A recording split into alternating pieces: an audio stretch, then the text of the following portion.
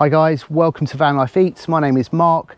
Today I'm going to show you how to make a really simple curry base that is the foundation of just about 100 different Northern Indian recipes. This is probably the best Indian curry lesson you're ever going to learn.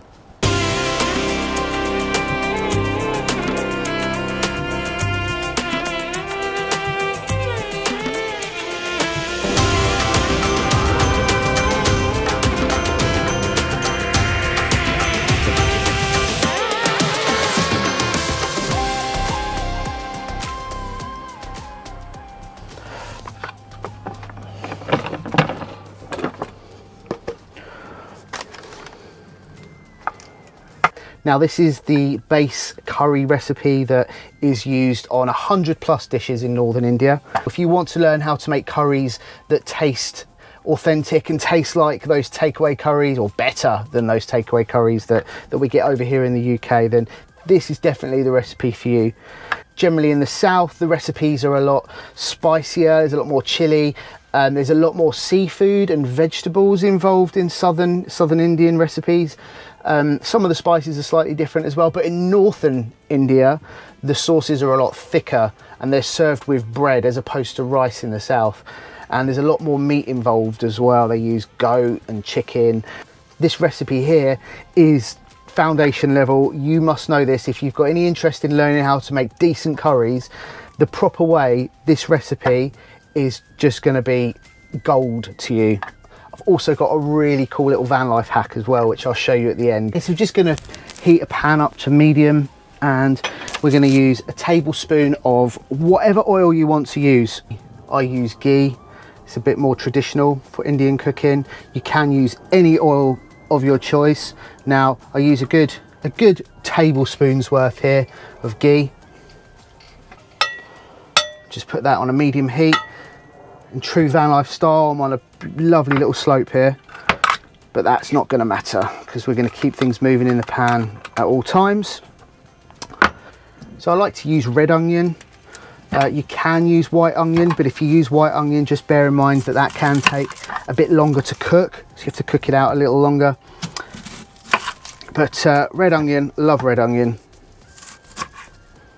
Take the skin off of these and just roughly chop them, because we are going to use our legendary Xylus food processor. Could not live without that. That has become essential for my van life. It just saves all the mess, and it's just brilliant.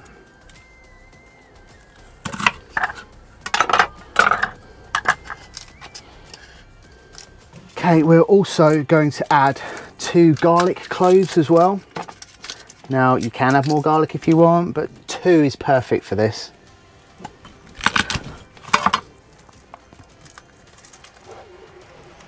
Now we just want a good thumb size bit of ginger here.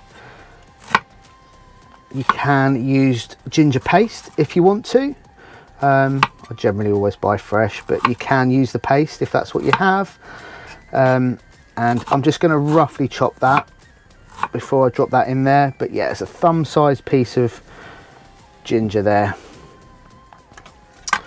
Okay, now we put the lid on the Xylus, the moment you've all been waiting for.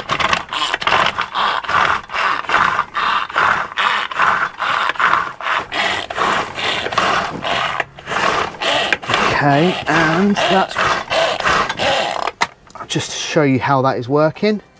That is literally after there's about 10 pulls there, but I really want this quite mashed up. Okay, so you're gonna have to do a bit of a workout here. Get this as thin as you can. I mean, puree it if you want to. There you go. That looks much better. Add this to the pan. Now the oil will be quite hot, so just be careful it doesn't splash.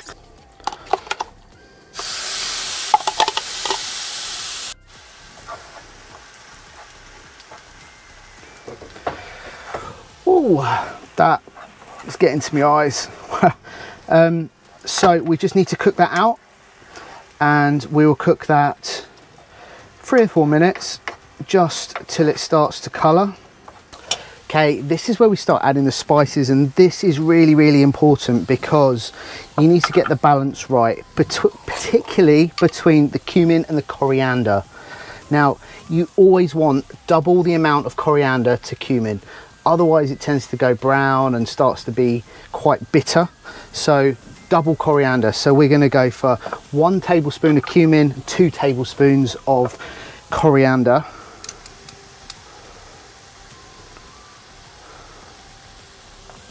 That's 1 tablespoon of cumin,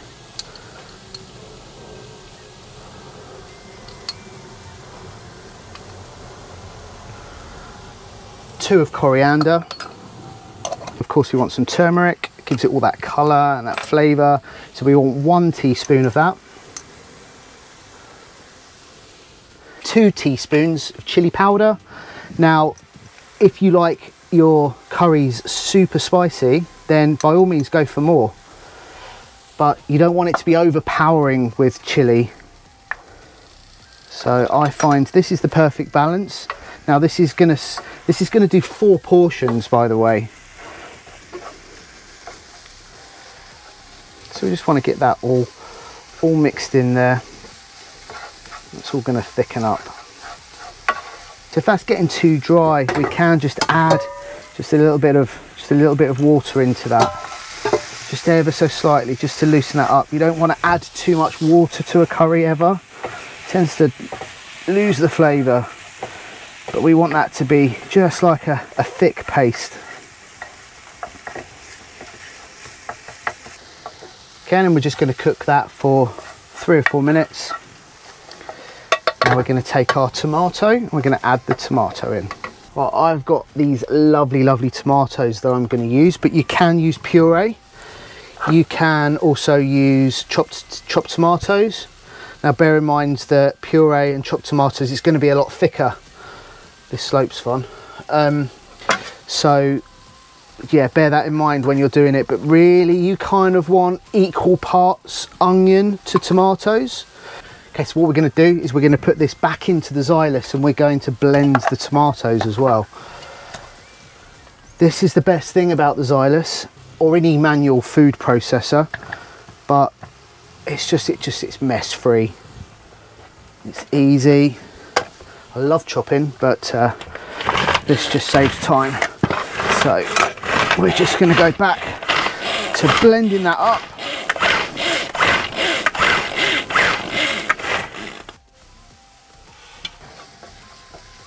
Add this to our paste.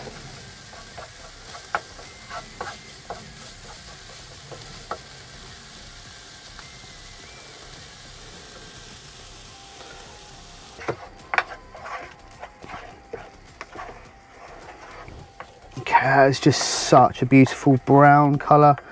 If it's too dark brown, you know it's going to be bitter and you've basically put too much cumin in.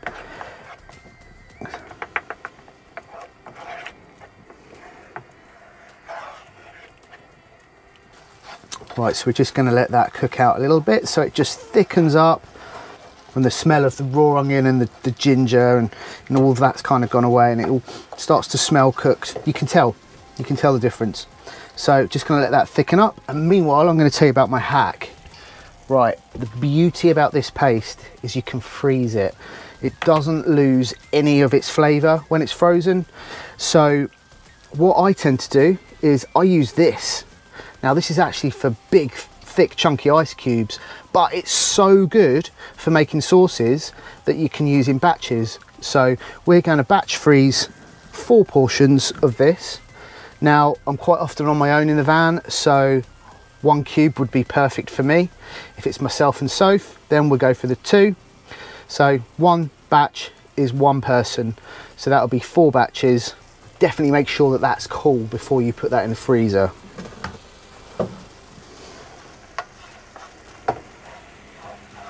That is just perfect. In just a moment I'll show you what you can do with it, but for now this batch is to be frozen, so we let it cool down. But it smells amazing. And that is the one base that will do 100 curries.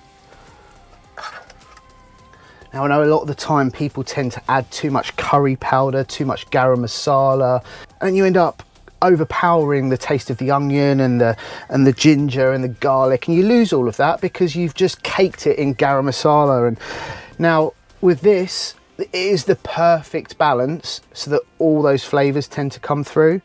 Now you ask any Indian chef, this will be the base. They'll make this in huge batches, and this will be the base of, like I keep saying, 100 different dishes. You may want to add some different spices and some different herbs depending on what it is you're making, but the base of this will be your curry paste that will get you started. Okay, so now that's cooler, we're just going to add to each cube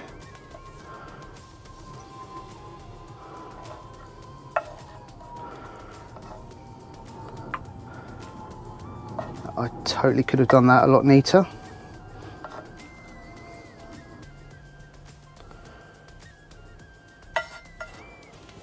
Okay.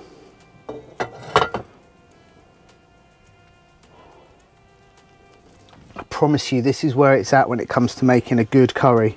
Start with a good base, then start putting some more aromatics in, and then you can just build it up layer by layer. That's the secret to a good curry, it's all those layers. But that is the base. Start with that and you will not go wrong.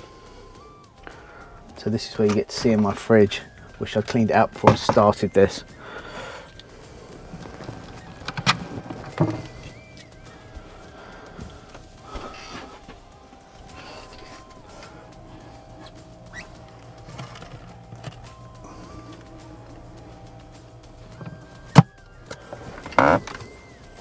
So now I'm going to give you an example of how to use the curry paste to make something super delicious. But first, we're going to need to step into the future. So we may have just stepped a week into the future instead of a day. My bad, life happens. So we have our curry base here. So that. Now, I'm all on my lonesome in the van, so we are only going to use 1 cube. And what I said earlier about Northern Indian cuisine, it's typically served with bread. So I nearly always have a lump of dough that I've made to put in the fridge.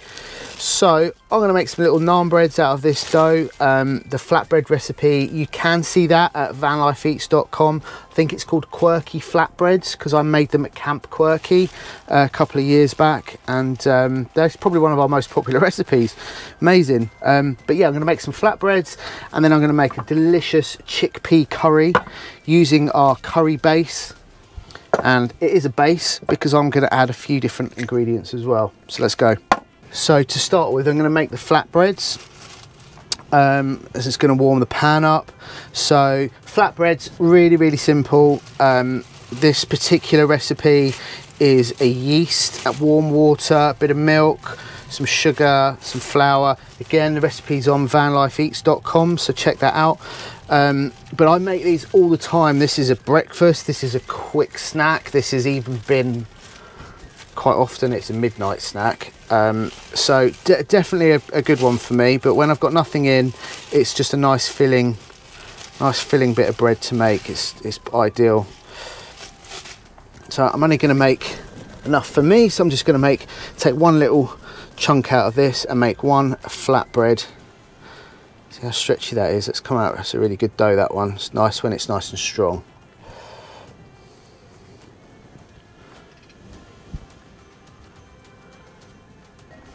Some ghee in the pan there. Okay, let's just let that heat up. Move that around. So stretch out the dough into a palm or hand-sized disc. Can look as rustic as you want it to look. And then the pan's quite hot, so in she goes.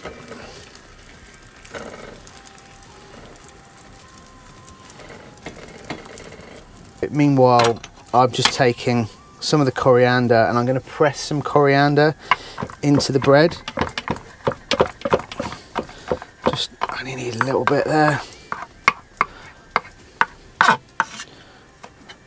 Chop it up nice and fine, stalks and all.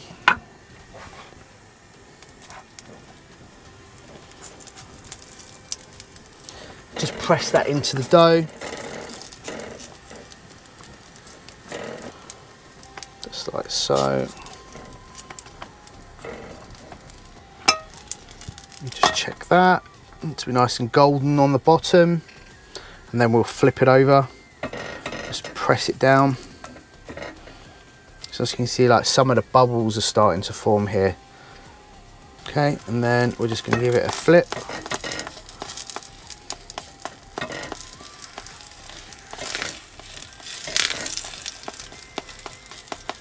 Yum. That is perfect. Okay, so we're going to leave the pan on a sort of medium high heat. Now, like I said, this is a curry base, so we still want to add some aromatics. So I'm going to add 2 bay leaves. So this is Indian bay leaf. It's got a bit of a cardamom-y, kind of cinnamony kind of flavour and smell, just a bit different. The UK ones are like a bit piney, so if you can get the Indian ones, great. Not the British ones, but if you've only got British ones, just go with the British ones, that's cool. Got a teaspoon of cloves in here. Gonna put a couple of cardamom pods in there. So I like to just give them a squash, just break them open a bit, just so they can release. And stick them in there as well. Cinnamon stick. Break a little bit off.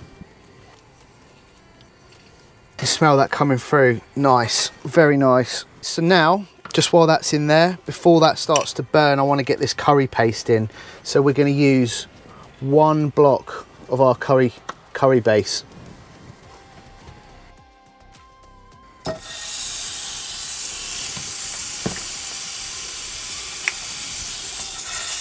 Okay, and then we just want that to break down.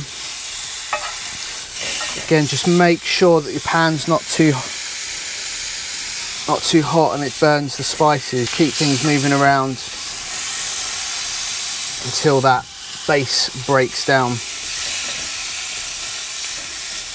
So it is a curry paste, so it is going to be thick. So we are going to need to loosen it up with water, but because we're putting the chickpeas in, now I always rinse my chickpeas. Great. Take 2. I always rinse my chickpeas because I'm not a big fan of aquafaba and stops you getting the farts.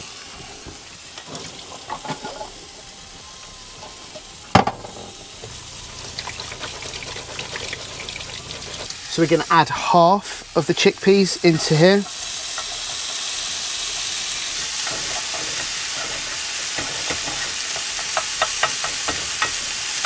Okay, we just want to loosen that up with a little bit of water now.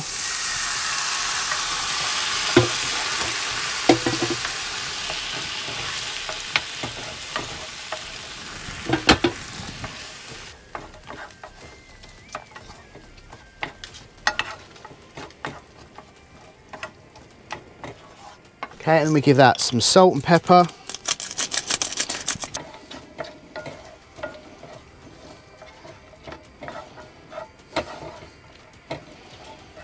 So finally, we just want to add some fresh coriander in there, liven it all up.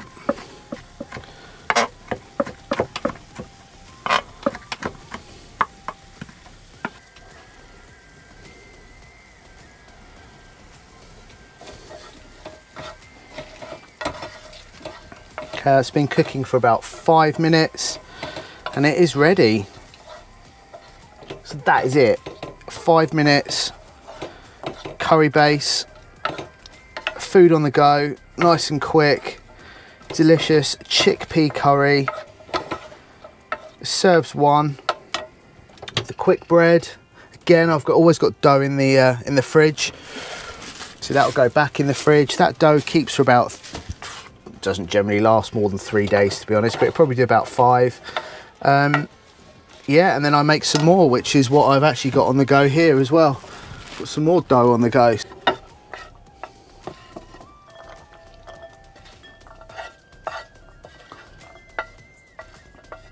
Finally, you just want to make sure you don't get any of those cloves. Obviously the cardamom, if you see it. I hate getting a mouthful of cardamom, absolutely hate it. So if you can pick that out, worth doing. There she is. Garnish with a little bit more fresh coriander. Then we've got the bread. Look at that. Look at that. Amazing. Okay. Oh, that's just so good.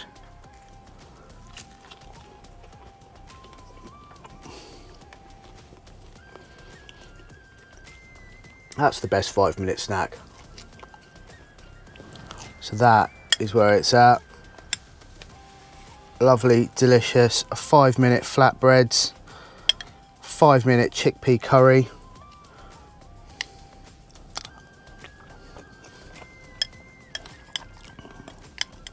That's so good.